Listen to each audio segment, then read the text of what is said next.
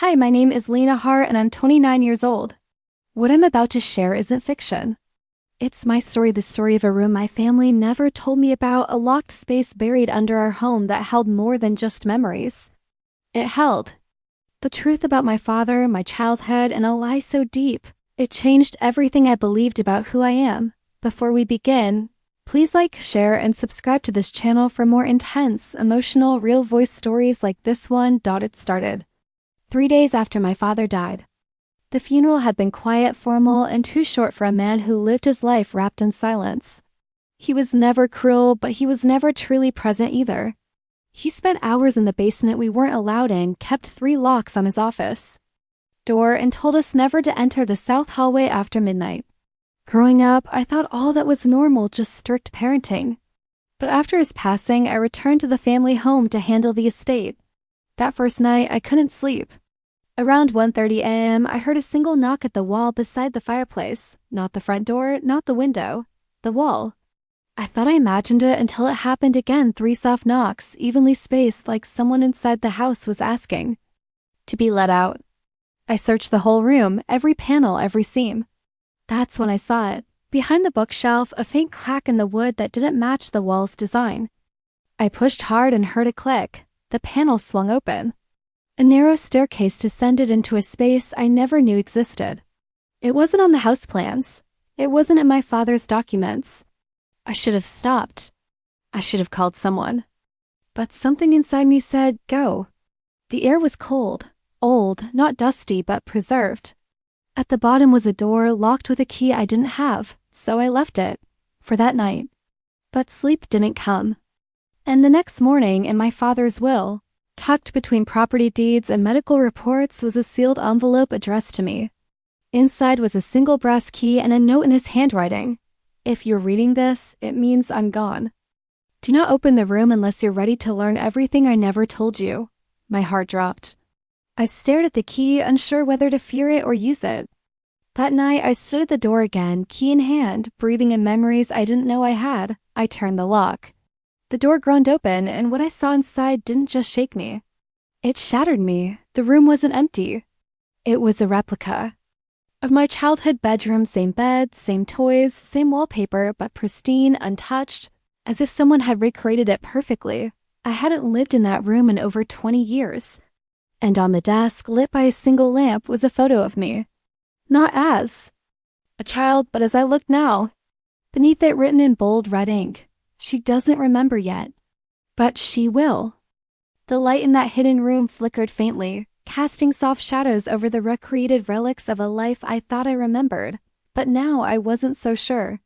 The wallpaper was the exact shade of pale green with stars I used to trace with my finger when I couldn't sleep. The same unicorn lamp stood by the bed, still glowing softly as though someone had turned it on moments before I walked in. The bedspread, white with tiny pink flowers, was tucked with the precision of a hospital corner, a way my father used to fix it when I was 5. But I hadn't used that bedding in 2 decades, and yet there it was, unaged, untouched by time. My heart pounded as I stepped inside, expecting the illusion to fall apart, to dissolve like a memory misremembered. But it didn't. Everything was real. On the desk lay not just the photo of me, but journals, dozens of them stacked in neat piles, labeled with dates. The earliest was from 1997, when I was just a year old. I picked it up and flipped through. Pages filled with entries written not in my father's hand, but in my mother's. My breath caught. She died when I was 7. Or so I was told. But this handwriting was fresh, pages inked with detailed accounts of my daily routines, fears, tantrums, favorite meals, nightmares. Things only a mother would know. And entries kept going past her supposed death. Lena still doesn't sleep through the night. She talks in her sleep. Always the same phrase, not the door. Not again. I try to soothe her, but she screams. Louder if I touch her left hand. That entry was from when I was 11. 11, I felt my stomach twist. My mother had been alive watching me, documenting me, perhaps even living with me in secret. But why? I flipped through more pages, desperate, trembling, each entry revealing darker pieces, mentions of locked doors, tests, visits from men she never named, and references to a condition I never knew existed. Then came one dated when I was 14. She found the key last night. I had to sedate her again. Walter says it's time we seal the room and let her memory settle. I don't want to, but if we don't, she'll remember what happened to the real Lena. The real Lena? My vision blurred. My fingers trembled. What happened to the real Lena? I stumbled backward, nearly tripping over the carpet, and as I tried to steady myself, my hand pressed against the back wall and it gave way. Another hidden panel. I pushed it open and saw a small hallway, no more than 3 feet wide, lined with drawings. Childlike scrawls, all in red crayon. Faces, eyes, a locked door. A girl crying behind bars. And a single phrase repeated over and over in jagged child handwriting, I am not her. I am not her. I am not her. I backed out, heart pounding like a war drum, and ran up the stairs, gasping for air. I didn't sleep that night. I didn't eat. I sat in the living room with every light on, staring at that envelope from my father, wishing he'd left more. By morning, I made the call to my father's old friend, Dr. Harold Strauss. I remembered him vaguely as a quiet man who used to visit once a month when I was young. I thought he was my pediatrician. Turns out he wasn't. He agreed to. Neat. At his clinic, he didn't even pretend to be surprised when I mentioned the room. I was wondering when you'd find it, he said. Your father believed it was time. Time for what? I asked, feeling the edges of my mind start to peel back like old wallpaper. To tell you the truth, he said. But it's dangerous. There are layers to what you are, to who Lena Hart was, and to what your father did to preserve you. I stood up, furious. Stop calling her like she was someone else. He paused, walked to a cabinet, and handed me a single VHS tape and a paper sleeve labeled 1994 baseline. I went home and dug out an old player from the attic. What I saw in that tape stole the air from my lungs. A girl around my age with my face but not my mannerisms. She was colder, sharper. In the video, she spoke to a woman off camera. If I stay here, she doesn't wake up. If she wakes up, I disappear. The girl looked right at the lens. You need to choose, Mother. The screen cut to black. I dropped the remote. I couldn't breathe, couldn't think. The woman's voice was my mother, and the girl was me or wasn't. The next morning, I woke to the faint sound of static coming from the VHS player downstairs. It had ejected the tape sometime during the night, but the screen remained black, humming, almost as if it were waiting for me to ask it for more. I stood in front of it for a long time, that haunting phrase echoing in my head. You need to choose, Mother. That girl with my face, but not my soul, she wasn't just a hallucination. She was real, or she had been. The question that consumed me now wasn't who was she, it was who am I? I didn't eat breakfast. I didn't change clothes. I went straight back to the hidden bedroom, gripping the journals, the tape, and the key in my hoodie pocket like relics. And for the first time since I opened that door, I sat on the bed. It creaked under my weight like it recognized me or rejected me. I stared at the photos, then reached for the final journal, the only one without dates. It was smaller, older, with a leather strap holding it shut. Inside, the first page was a letter. To my Lena, if you are reading this, you are the version we tried to save.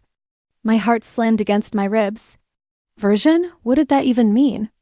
The next pages were chaos names, sketches, timelines, emotional records, sleep patterns, mirror tests. Subject L4, that's what I was called in every entry. L4 displays the strongest emotional empathy but weakens under sustained memory retrieval. Another note, L1 showed complete control but zero moral compass, unfit. I didn't know whether to cry or scream. I wasn't a child, I was a project, a trial, a version. My entire childhood had been staged. The house, my father's routines. The locked doors, all of it designed to suppress someone else's identity and replace it with this. Lena Hart, daughter of Walter and Evelyn, child of quiet nights and quiet lies. The floorboards creaked behind me. I turned fast, but no one was there. Still, I knew I wasn't alone. That girl in the tape L1? L2? Whoever she was, she hadn't disappeared. She was watching. Still here, somehow. That night, I didn't sleep. I wrote everything down.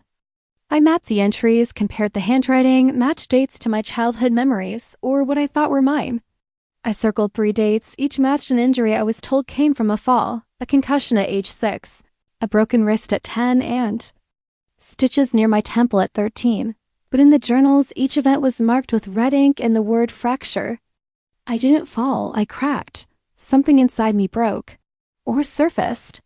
I was beginning to realize that I wasn't just living in a house of secrets, I was the secret. And my mother, whoever she really was, had tried to protect one of us, me or the other girl. I remembered now how she used to hold me just a little tighter after nightmares, whispering, "Stay here. Stay with me." I thought it was love. Maybe it was control. Maybe it was desperation. I needed answers. Real ones, so I dug deeper into my father's old files, court records, hospital reports, and then I found it. Buried in a sealed folder. Labeled Adoption Inquiry 1995. My name was typed at the top. But it wasn't Lena Hart, it was Eleanor Westlake. My entire identity rebuilt. The papers referenced a sealed case involving 2 girls, 1 mother, and a behavioral trial that was privately discontinued due to psychological risk. My father wasn't my father. My mother wasn't gone, and the girl in the tape wasn't done with me yet. It was after 2 a.m. when I finally stood again in front of the cracked, mirror in that room, the one that didn't reflect like it should. I stared into it, forcing myself to look beyond the surface, beyond my trembling eyes and pale skin. I thought maybe I'd see her again, the girl from the VHS, the one with my face but colder, sharper, less afraid, and I did. But this time, she wasn't just a flicker in the glass. She stepped forward. Closer, clearer, her lips didn't move. But I heard her voice like it was inside my skull. "You were never supposed to last this long."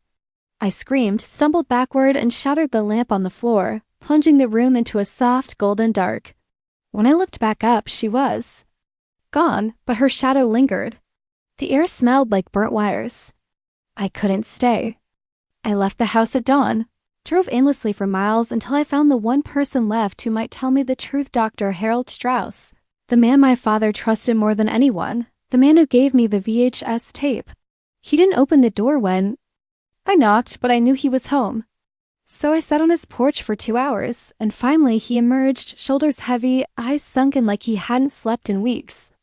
"You remember her now, don't you?" He asked before I even spoke. I nodded. "I don't just remember her, I see her." He closed his eyes like I'd confirmed his worst fear. Then he said the words that broke me. "She's not just in your memory, Lena, she's still active." I didn't understand. He invited me inside and showed me a file, one that had been hidden for decades. Inside were charts, EEG scans, cognitive behavior reports, and something labeled split cycle. "Tess, you weren't born. You were made, Lena. You and Eleanor were part of an experimental cognitive project. Your mother, she was desperate to save a part of herself. After her daughter died, she offered her own DNA for a test. They created 4 versions, L1 through L4. You're L4. The most stable." I felt like the walls were closing in. "So? Who's the girl on the tape?" I asked. "She's L1, he said. "The first, brilliant, emotionless, dangerous. She was terminated." "No," I whispered. "She wasn't. I saw her." "Exactly," he replied. "She wasn't destroyed. She was suppressed. Hidden deep in your subconscious. And now she's trying to come back." I shook my head, backed away. "Why now?" "Because the seals are broken," he said. "The memories, the rooms, the tapes. You triggered the cycle by entering the basement. The real Lena Hart, the version the world knows, is starting to fracture." My breath shortened. "How do I stop her?" He didn't answer.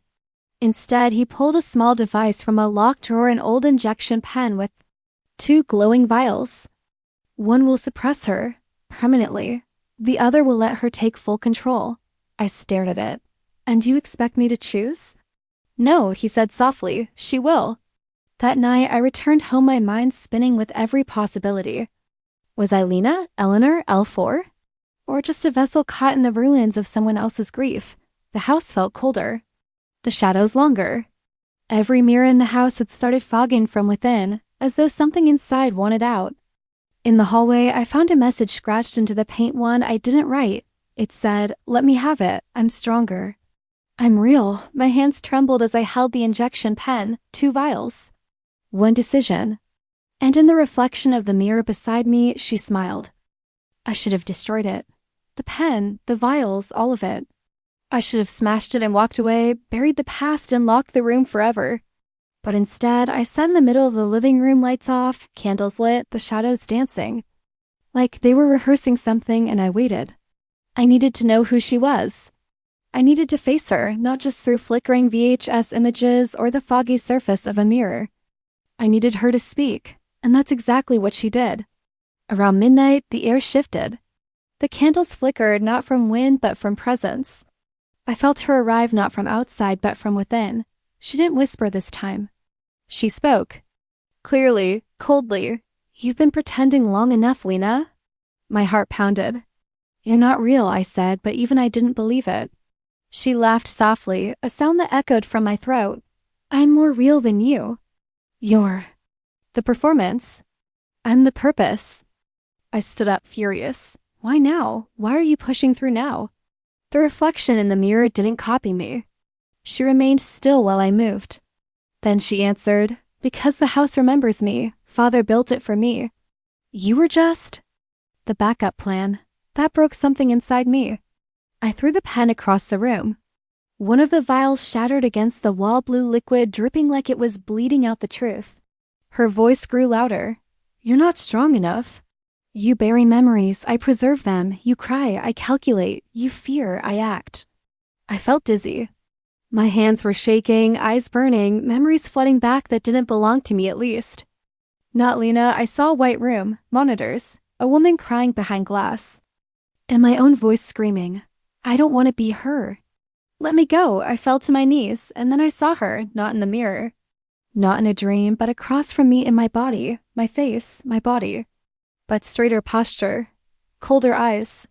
No tremble. No fear. She walked toward me like she'd been waiting forever. And when she crouched beside me, she whispered, You always knew you were the shadow. I'm the original. I stared into her eyes and whispered, Then why do you need me to? Let you in? Her smile vanished. Because they chose you, not me. That was it. That was her wound. She hadn't just been locked away, she'd been rejected. Suppressed by scientists, by my father, by my mother. L4, the kinder, emotional version, was chosen to live. And now L1 wanted what she felt was stolen, existence. I stood, studying myself, wiping my tears. Then take it, I said. Let's see who survives. She lunged. No, I lunged into myself through myself. It was like falling into cold water and burning at the same time. For a moment, there was only darkness, then flashes, my mother screaming. My father holding me under a freezing shower, voices shouting commands. My hands tied to a hospital bed. I was slipping, falling behind my own consciousness as Elwyn took control. I felt her accessing my memories, editing them, cleaning them. But I wasn't done. I fought. I clawed my way back up the spiral of thoughts. I found one memory, one moment that belonged only to me. The day my mother kissed my forehead and whispered, Even if you're not the first, you are the one I love. Elwyn flinched. I felt her rage, her jealousy. That was my window. I pushed hard, and suddenly I was back in. My body alone. She was gone, for now, but I could still feel her. Breathing beneath my skin, waiting for the next fracture. I collapsed on the floor, sweating, sobbing, the final vial still full in my hand. I had a choice. I could inject it. End her permanently. But some part of me whispered, what if I need her? What if the version they rejected is the only one strong enough to finish this? 3 days passed. 3 days of silence, isolation, and second-guessing every thought that came into my head.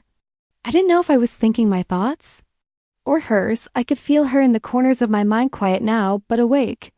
Like a wolf in the woods waiting for me to step just a little too far from the fire. I didn't inject the vial. I couldn't. Not yet.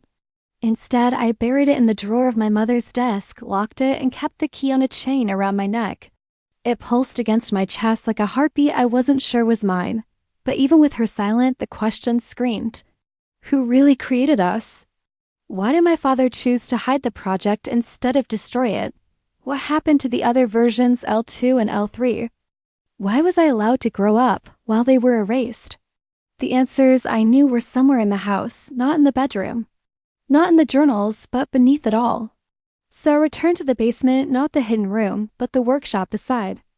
The old boiler, the one my father always locked, the one with reinforced concrete floors and walls lined with dusty filing cabinets. I never had a key, but now I had her. L1 remembered the code. It came to me in a whisper while I was half asleep. 1987 to 113, the year the project began. The number of viable test subjects. I typed it in and the lock disengaged. The door creaked. Open, the scent hit me first sterile metal and old books. A workbench sat in the center, scattered with blueprints. Thumb drives, cassette tapes, and yellowed files labeled with strange acronyms, NRP, EchoMod, SPL, ITV. I turned on the single hanging light bulb, and the truth unfolded in pieces. My father had worked for a private biotech company once so secret that even government records refused to acknowledge it. The project was called Echo Engineered. Cognitive hybrid organism. It wasn't just about cloning. It was about designing identity. They weren't making copies. They were building personalities. Each version of Lena wasn't just a physical clone, they were emotional experiments. L1 was logic and ambition. L2 was instinct and survival. L3 was compliance and fear.